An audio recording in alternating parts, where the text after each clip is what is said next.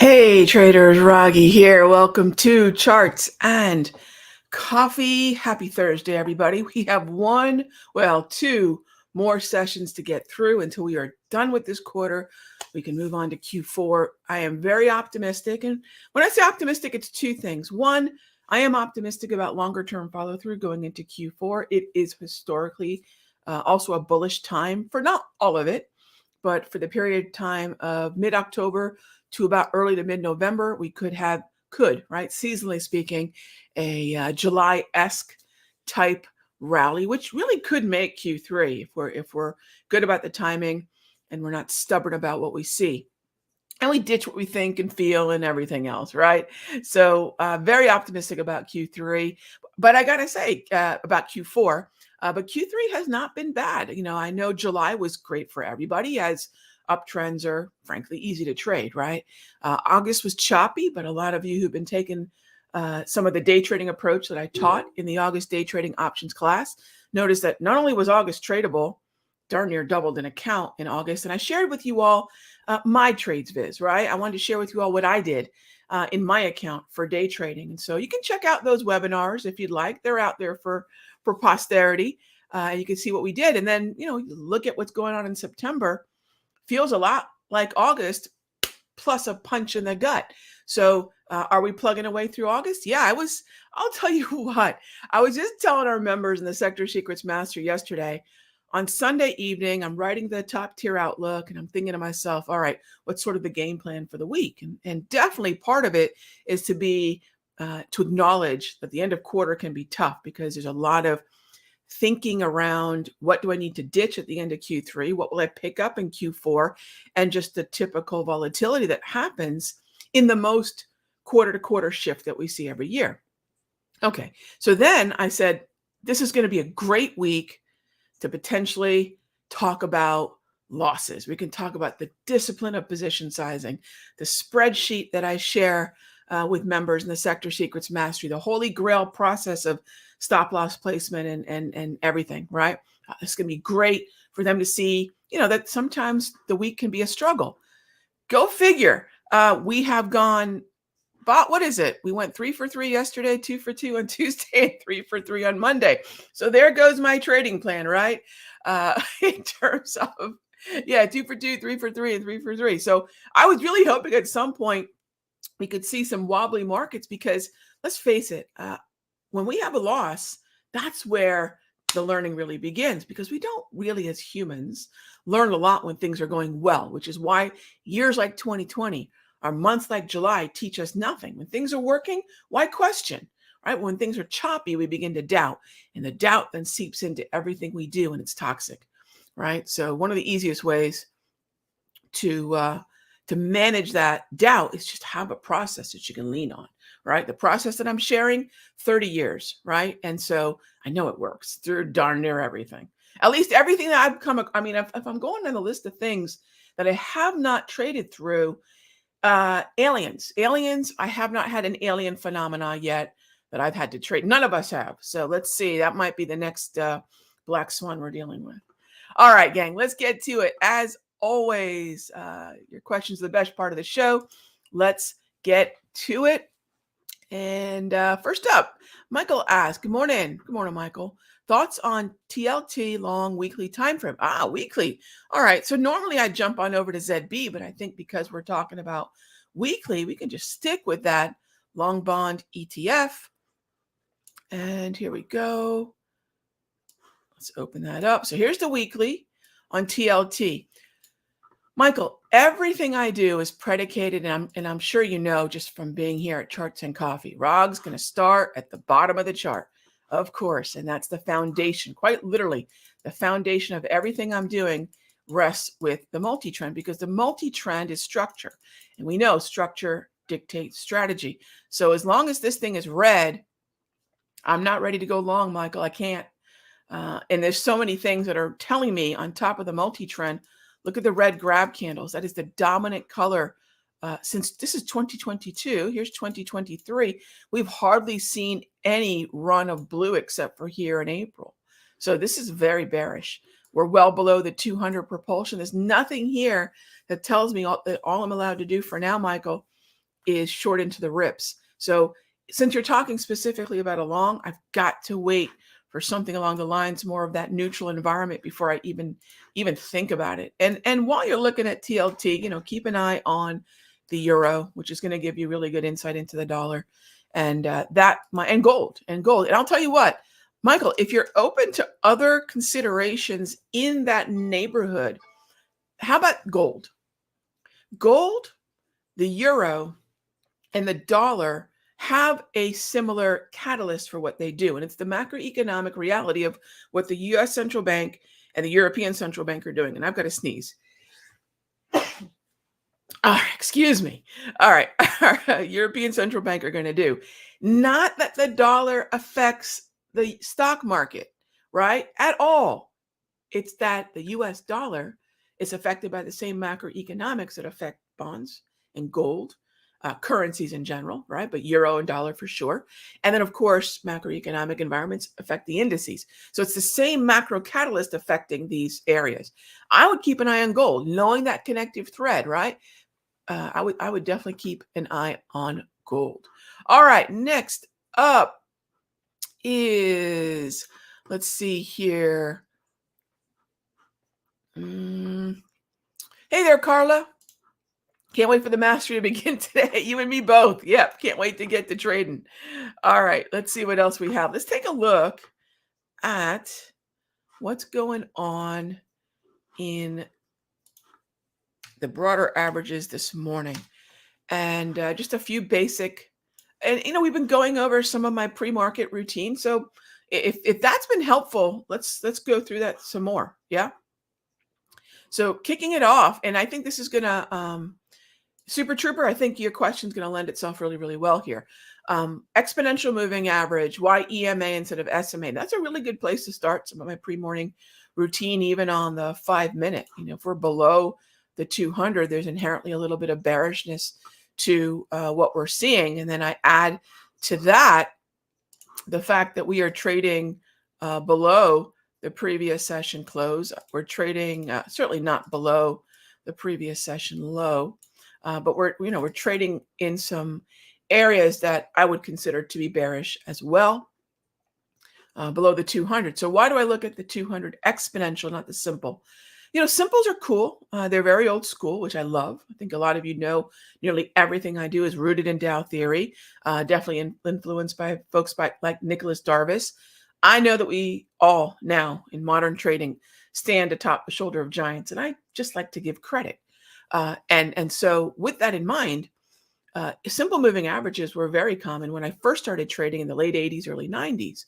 One of the transitions I saw into the early 2000s was a lot more use of exponential moving averages. And I saw that mostly as I started to trade Forex in late 99, early 2000. And the thing that I like, Super Trooper, about the EMA, why? The why is really simple. Recency bias. EMAs weight the current close. If we're looking at an EMA on the close, they weight the current close as heavier within this average than the older one. So if I'm looking at 200 closes to plot the 200 exponential, the more recent closes are heavier weighted. In a simple, they're all equally rated. But we all know that there is recency bias, right? The philosopher Janet Jackson did ask, "What have you done for me lately?" And it is true. And I think that idea of recency does, in my opinion, make EMAs a little bit better than an SMA. But the truth of the matter is, either are really, really good. I don't think the wheels are going to fall off the wagon if you're using an SMA. All right. Next up, and let's see, Deep Bolton said, "I've made money every day with you this week, and I'm traveling." It's awesome. That is awesome. I love it. Sequence is great, right? Okay. Thanks for sharing. That's fantastic. Hey there, Larry. Good morning. Could I please go over one-time framing? One-time framing again? Is this used to see price bottoming and reversal? Uh, Larry, I'm sorry.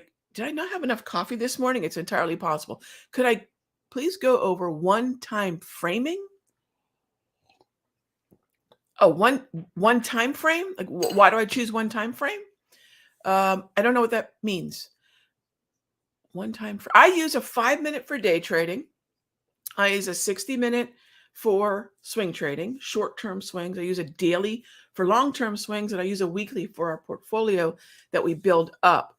Is this used to see price bottoming and reversal? Larry, so forgive me for not quite following your question. If I want to see price bottoming, it's going to be the culmination of a few things. Number one, it's got to be a neutral environment. So if we've been moving lower, right? If we've been moving lower, then I want to see a yellow. So here's what's really cool, Larry. I want to see a yellow multi-trend. And this indicator, this multi-trend is included in all my classes, but it's also included in the mastery for those of you that are there. So the yellow tells me we've gone neutral. So if the market was moving lower on the 5 minute, that yellow is going to tell me we've gone neutral. Now, please know, I have not used multiple time frame confirmation in well over a decade now. It does not work for me, right? I don't care that there's a cascading effect of the 1, the 3, the 5, the 6. Stop. I'm telling you right now, do yourself a favor, humor me for a week, a month, right? If you really want to get crazy, humor me for 30 days, for a month, and look at one time frame to do the job, right? That's what I've taught for the better part of a decade. So I've really ditched multiple time frame confirmation some time ago. And by the way, when I was trading Forex, you ready for this? 5, 15, 5, 15, 30, 60, 120, 240, 480 daily, weekly. My gosh, what was I thinking? And I thought that if I saw the nuance in each one, it would lead to a trade. And I forgot, right? In that process, and we're all fed multiple time frame confirmation, whatever, right? And again, this is just my opinion, but my opinion is always going to map to what I'm actually doing in the rooms and the trades that I share with you all. So my thought was, I'm a simple carbohydrate, right? Can one time frame give me what I need to know about that time frame? And the answer is, of course. I will say the 5 minute has been the best way to do two things. Give me day trades, about 2 to 4 per day. As I mentioned already, 2 to 3 trades per week, and I've been trying to tap the brakes because it's end of quarter. So 5 minute gives me all the setups I need, and it gives me enough to get to those 4 to 6 setups and 2 to 4 fills within 65 minutes of the open. So by 10:35, I've got the bulk of my morning trades out there. So look, I think if I can tell anybody, you can put 2 to 3 to 4 trades on every morning, give me 65 minutes. I think that's pretty reasonable. And that's the way I go about it. And the 5 minute gets the job done for me. So if I'm going to look at a bottoming reversal, whatever time frame it is, I will use the multi-trend. All right. I will use the multi-trend. And maybe is one time framing kind of a new term? Maybe, because multiple time frame has been such a staple out there for, it seems, eons. But no, I'm a one time frame per task trader. So again, over the decades previous to the last 10, so for about 20 years, I did multiple time frame confirmation. And then the last 10, I've stuck with 5 minute for the daily, 60 minute for 1 to 3 day swings, daily for 2 to 10 day swings. And it has absolutely reduced the number of gray hairs in my head. All right. So thank you for the question, Larry. I hope that was helpful. I'm not super familiar with the term. But as far as bottoming and reversals, neutral environment, slow stow, neutral environment, the hourly price movement range. Minor lows are great too. Minor lows are fantastic. All right, next up is, can we take a look at the RTY? Yes, of course. All right, let's get to it. RTY. So I'm going to go back to D. Bolton's comment about the pre-market routine. Yeah, again, let's talk about the pre-market routine. What are some really basic things? We've been talking about this all week.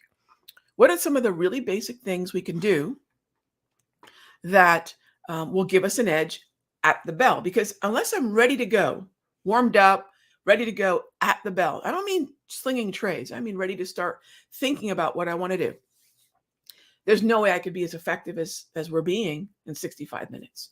So there's a couple basic things. First of all, we talked about absolutely knowing where the previous session close was. So by the way, gang, all this doesn't have to be cutesy automation. Um, I have a lot of stuff that's automated, but the things that I'm automating, I'm doing so because A, it increases accuracy, and B, it speeds things up. But I'll always tell you what they are, right? I'll always tell you what they are because I'm not a fan of black box anything. If you don't know why something is doing something on your screen, you will ditch it eventually because you're going to run into a period of drawdown. And if you don't know why a zone is sitting there, if I don't tell you what my logic is behind an hourly price movement range, all of a sudden you're going to say, well, why am I watching this thing anyways? Why do I care that we're bouncing out of this area? Why do I care that here it is right in front of you doing its job. Support, resistance. Narrow range is low volatility, wide range is higher volatility, right? So once you understand what it's doing, why the boxes or the rectangles are getting wider and narrower, your brain's going to say, we can't really follow it because Raghee said so. Yeah. So when I look at RTY and I think about that morning routine, where are we in relation to the previous session close? We're below it. Where are we in terms of the multi-trend? Kind of going back to Larry's question. I'm neutral. I'm nearly oversold. Another thing that'll start happening right at the bell, and I'll know at 9:35 right here, this LSG 5-minute range, and you can do this manually as well. Take a look at the high to low range between 9:30 and 9:35. It's a 5-minute candle. It's the first candle after the bell. And then what I like to do is the range has a Fibonacci retracement within it, or as we like to call it, the Bengala. And I'll look at the range between 38.2 and 61.8%, or just cut the range in half, and that's your 50%. These are things you can do. That zone is really powerful. And in the mastery and in the futures room today, I'll show you how that looks. This is something we've been doing for many, many, many years, right? Look at that first 5-minute candle. Look at the range. By the way, you can do the same thing with the clearing range. You can do the same thing with the initial balance range. Take a look at the high to low, cut that range in half. There's some very interesting support and resistance you'll get there. So right now on the RTY, I'm pretty neutral. I'm going to have to wait for that first 5 minutes to go by. By 9:35, I'm probably going to have a much better idea, maybe on what it is that I want to do. But right now it's neutral, but neutral bearish, being below the previous session close. All right. Do I have any standout stocks on 642? Tech Trader Joe? Not yet. I'll probably start doing more of that in the mastery come probably this issue of Top Tier coming up, or next week in the room. No, not yet. I just want to get through the darn quarter. But we will start transitioning to that for sure. To find tickers to trade, I've made a list of sectors and the top 10 names within that. Is that a good start? I don't believe you like to use scans. I do not like scanners at all, and I'll tell you why. Thank you, Rainy Days. You know me well, my friend. I do not like scanners. I know they're cute, and everyone wants to see a curated list of whatever's happening. But here's a problem with them. And again, gang, I've been trading for 30 years. I've tried. Remember TC 2000? That's, if some of you remember that name, you know how long that thing's been around. And that was really a scanner. I found out then, 20 some odd years ago, that I don't like scanning because I realized, especially after 08, 07, 08, that high concentration weighting is really the way the market works. Not what scanners do. And there's nothing wrong with scanners, but scanners look at symbols based on some similarity in technical criteria. You think the NASDAQ is moving because of technical criteria, or do you think it's moving because Apple, Microsoft, Google, Meta, Amazon, Tesla, Nvidia are moving? The latter is my idea of scanning. What is high concentration weighting? What's the structure on those 7 stocks? Rather than a disparate name, a disparate list of stocks that are somehow matching a technical criteria. It matters to me that Amazon looks like the consumer discretionary and that consumer discretionary looks like NASDAQ. And most scanning processes ignore that completely. And whether or not we like that, it's like gravity. The gravity doesn't care whether we like gravity or not. It just is. And high concentration weighting is like the gravity in our investing and trading world. Okay, so that is that, gang. Tom H asks, what is Raghee's website for her page setup? Tom, all that's available in the Sector Secrets Mastery. Yeah, all that's in the mastery. Or if you took the class, it's available in the class resources. All right, gang. I will talk with you all soon. Be good to each other. Same time, same station tomorrow.